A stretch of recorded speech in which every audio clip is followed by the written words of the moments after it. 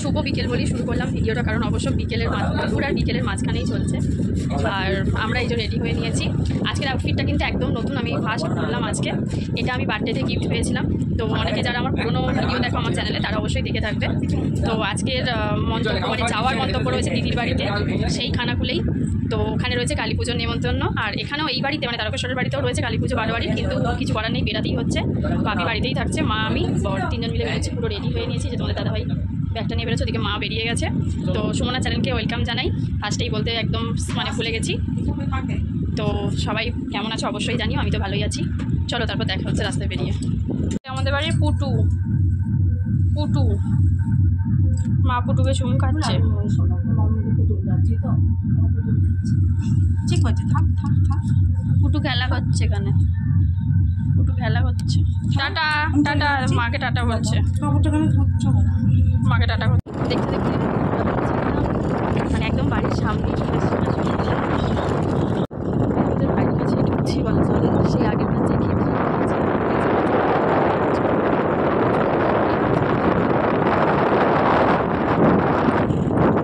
আচ্ছা, এখানে নিয়েছি দিদির ছেলের জন্য, মানে যার মানসিক ছিল আমার বোনপোর জন্য নিয়েছে একটা টি শার্ট, আর মা দিচ্ছে একটা পুজোর থালা, আর দিদির জন্য একটা উপহার আছে যেটা তোমাদেরকে বাড়িতে আমি দেখানোর একদম সুযোগই পাইনি, প্রথমেই বলে দিচ্ছি। এই যেখানে রয়েছে একটা থালা, এসব সম্পর্কে আমি বুঝি না, যদিও মায়ের ইচ্ছা ছিল দিদিকে একটা পুজোর থালা দেবে। আর টি শার্টটা এখানেই রয়েছে, টি শার্টটা একটু দেখাই তোমাদেরকে। এই কালারের একটা টি শার্ট আছে। এই যে দিদির জন্য একটা ছোট্ট উপহার এনেছি। ওর কাছে যতটা আমি উপহার দিই না কেন, ওর কাছে আমি সামান্য ছোটোই থাকবো, কারণ ও আমাদের যা উপকার করেছে ধারণা করার বাইরে, মানে বলে শেষ করাই যাবে না। ও শুধু আমার বড় মাসির মেয়েই না, বলতে গেলে নিজের মায়ের পেটের বোন থাকলে এরকম দিনে আমি ওকে পেতাম না, যেদিনে আমি মানে আমার ফ্যামিলি ওকে পেয়েছে। তো সেই কারণের জন্য তো ওর কাছে আমি সারা জীবন ছোটোই থাকবো। তো যাই হোক, দিদির কাছে ছোটো থাকতে এতে কোনো লজ্জা শরম কিছু নেই। তো একটা ছোট্ট উপহার এনেছি। কাজ মানে আমি আমার জব লাইফে আসার পর থেকে, নিজে ইনকাম করার পর থেকে আমি কখনোই ওকে কিছু দিতে সেরকমভাবে পারিনি। তো এটা আমার ফার্স্ট উপহার, জানি না ওর কীরকম লাগবে। এই হচ্ছে সেই উপহারটা। বড় একটু হেল্প করে দাও তো খামটা খুলে। ধরেই তো আছে, লাগছে হাতে। খোল। এই হচ্ছে সেই উপহার। এখন যে কলা আংটিগুলো উঠেছে সেই কলার আংটি। জামা কাপড় চেঞ্জ করে নিয়েছি অনেকক্ষণ এসে, করে নিয়ে দিদি এখানে যেহেতু বড় মাসিমণির বাড়ি, এটা যেহেতু বড় মাসিমণির মেয়ে, তো সবার সাথে একসাথে বসে গল্প করছিলাম। আরও মাসি এবং দিদিরা সব আসবে, এখন এসে পৌঁছায়নি, এ তোমাদেরকে অবশ্যই দেখাবো। একটা সিম্পল একটা সুতির শাড়ি পরেছি, যেটা আমি পয়লা বৈশাখের দিন পরেছিলাম। তো এইসব গল্প টল্প চলছে। ঠাকুরের সমস্ত জোগাড় দিদি করে রেখেছে, একটা ডালা মোটামুটি সাজিয়েছে। তারপর বাকিটা দেখাচ্ছে। মাসি গল্প করছে, বম এনেছে দেখো, পুরো এগুলো ভর্তি সব, এগুলো সব গাছ বম, এগুলো মায়ের ওখানে নিয়ে যাবে। গুড ইভিনিং সবাইকে জানাই। তো সন্ধ্যাবেলা সমস্ত সবার টিফিন হয়ে গেছে, এখন আমি আবার রেডি হয়ে নিয়েছি মন্দিরে যাওয়ার জন্য। আর এই আউটফিটটা আমি তোমরা আগেও দেখেছো, মায়াপুর থেকে নিয়েছিলাম, আর আজকে ফার্স্ট টাইম করলাম। কেমন হচ্ছে অবশ্যই তোমরা কমেন্টে জানিও। তো আপাতত সবাইকে দেখাচ্ছি কীভাবে রেডি হয়েছে। মায়ের তো শরীর খারাপ, তোমাদেরকে আগেই বলেছি, মা যেভাবে এসে ওভাবেই বেরোচ্ছে, কিছু করার নেই। আর বাকিদেরকে দেখাচ্ছে। যা স্যার, এটা হচ্ছে যে ছোটো জামাইবাবু, এটা হচ্ছে ওনার ওয়াইফ, মানে সর্দি রেডি হচ্ছে, খালি পিঠটা দেখাচ্ছে, কেননা এখনও রেডি হতে পারে না। দাদা বসে আছে, মুখটা একটু দেখিয়ে দাও, ও এখনও আধ ঘন্টা রেডি, বাদ দাও ব্যাপারটা।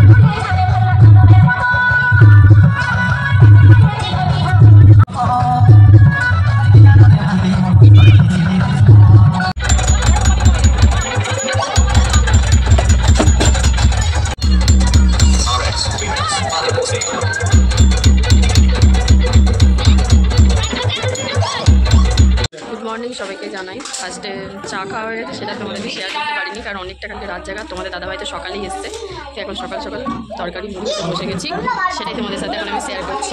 ঘুগনি আর মুড়ি। বন্ধুরা আমরা আবার বাড়ি বেরিয়ে পড়েছি। তো মাঝখানের কিছুই দেখাতে পারিনি, তার কারণ খুবই ব্যস্ত ছিলাম। পরিবেশনে একটু হাত লাগাতে হয়েছিল, বিশেষ করে বর্ত লেগেছিল। আমি তো তারপরে গেছিলাম, মাও তাই, সবাই মিলে একসাথে কাজটা যত তাড়াতাড়ি করা যায় সবাই ভালোবেসে সেরকম। প্লাস দিদিদের সাথে মজা একটু ঠান্ডা এইসব করতে করতে সারাটা দিন কেটেই গেল, কখন বিকেল হয়ে গেল বুঝতেই পারিনি। তো সবাই একে একে করে বাড়ি বেরিয়ে পড়লাম। তো চলো কী আর করবো, ভালো দিন তো তাড়াতাড়ি শেষ হয়ে যায়। ওই যে ওখানে মাসিমণি আর দিদিদের গাড়ি যাচ্ছে, আমরা সবাই একসাথেই বেরিয়েছি। ছোট্টি এবং ওখানে সেজে মাসিদের গাড়ি আছে, আর আমরা তিনটে আমরা একসাথেই যাচ্ছি। বাড়ি চলে এলাম, মা আগে এসেই পিছিয়ে সাথে দেখা করতে গেছে।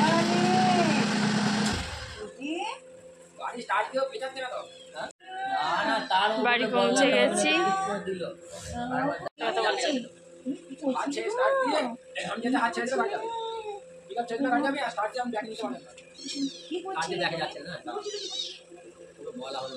চলো ভিডিওটা এখনের মতো এখানে স্টপ করলাম। সবাই ভালো থাকবে, চলো টাটা বাই বাই। আর আজকের মতো এখানেই শেষ করলাম ভিডিও, কেননা এবার পরিষ্কার হতে মানে ঠান্ডা ঠান্ডা জলে একটু স্নান টান করে রেস্ট নিতে হবে, অনেক রাত জাগা হয়ে গেছে।